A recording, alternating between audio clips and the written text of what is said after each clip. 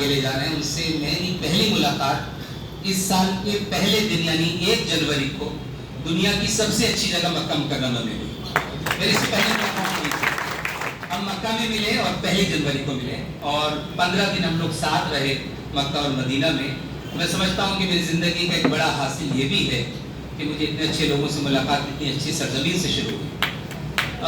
تیسری بات یہ ہے کہ یہ دربھنگا جو ایک ایجوکیشنل ہب ہے، جو تعلیم کا ایک ایسا سلسلہ ہے، اور ہم سب جانتے ہیں کہ علم کے بغیر انسان کا کوئی تصور نہیں ہے، گیان کے بنا کوئی تصور نہیں ہے۔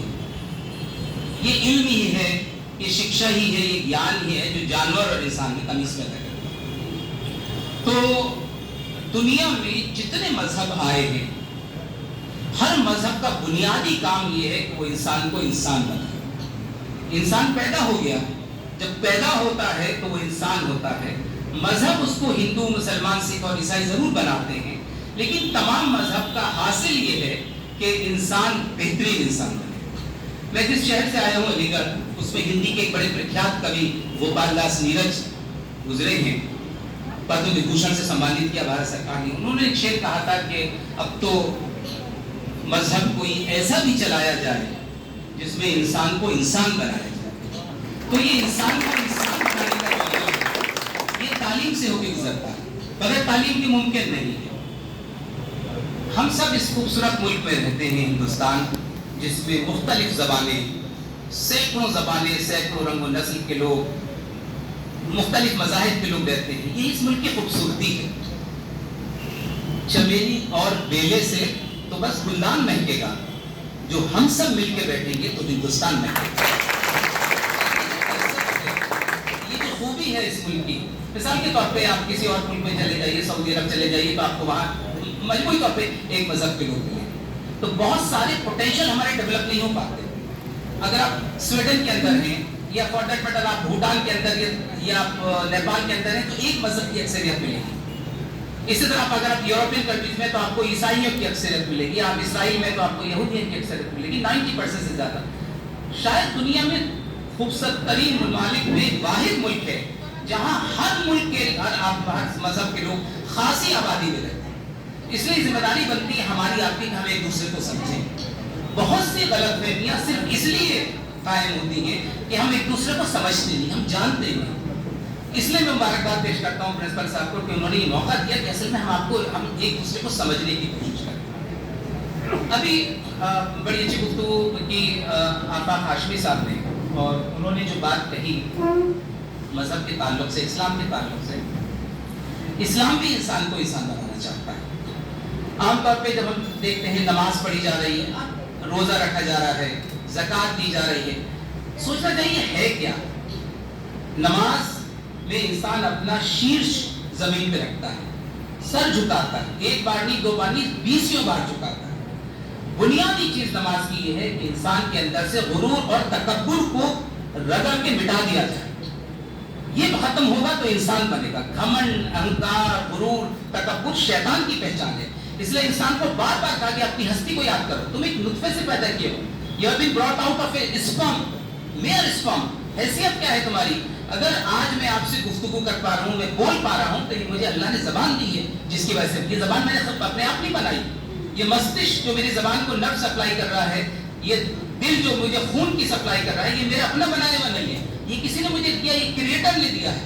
تو یہ ساری تعریف اس کے لیے، اس لیے تو کہا گیا قرآن کھولیے تو پہلا لفظ یہ ہے الحمدللہ رب العالمین۔ ساری تعریف all praise be to that Lord who is Lord of the Lords، رب العالمین۔ اللہ جو ہے مسلمانوں کا رب نہیں ہے، تمام دنیا کا رب۔ یہ غلط فہمی بہت سی مسلمانوں میں اور غیر مسلموں میں ہے۔ مثال کے طور پہ کہ قرآن مسلمانوں کی مذہبی کتاب ہے، بالکل غلط اسٹیٹمنٹ ہے۔ قرآن انسانوں کے رہنمائی کی کتاب، قرآن خود کہتا ہے۔ اگر آپ قرآن کو کھولیے تو قرآن کے پہلے الفاظ الف لام میم ذالک الکتاب لا ریب فیہ ھدی للمتقین، یہ وہ کتاب ہے جو صحیح راستہ پانے والوں کے لیے ہدایت ہے۔ قرآن نے کہیں یہ لکھا کہ مسلمانوں کی کتاب، سینکڑوں جگہ قرآن نے اپنا تعارف کیا ھدی للمتقین، جو بھی صحیح راستہ چاہے یہ اس کے لیے ہدایت کی کتاب ہے، اسے بک آف گائیڈنس۔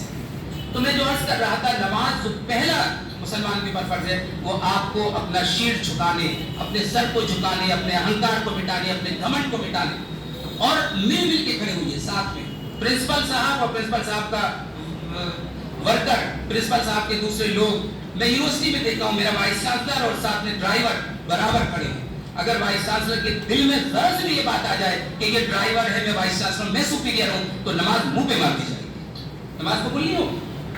اگر کعبے کے امام کے دل میں یہ خیال آ جائے کہ میرے برابر میں جھاڑو پوچھنے والا، اور آپ نے دیکھا ہے کعبے میں منظر کہ جو صفائی کر رہے ہیں جب نماز کا وقت ہوتا ہے تو وہ کعبے کے امام کے برابر مار کے کھڑا ہو جاتا ہے. اگر امام کے دل میں یہ فطور آ جائے کہ میں کعبے کا امام ہوں اور یہ صفائی والا ہے، اسی وقت سے نماز منہ پہ پھینک کے مار. حدیث کے الفاظ، نماز غرور، گھمنڈ، اہنکار کو توڑتی ہے. تو نماز پڑھنے والے کے اندر اگر غرور ہو، نماز پنکچویلٹی سکھاتی ہے، نماز 5 بجے ہے 5 بجے.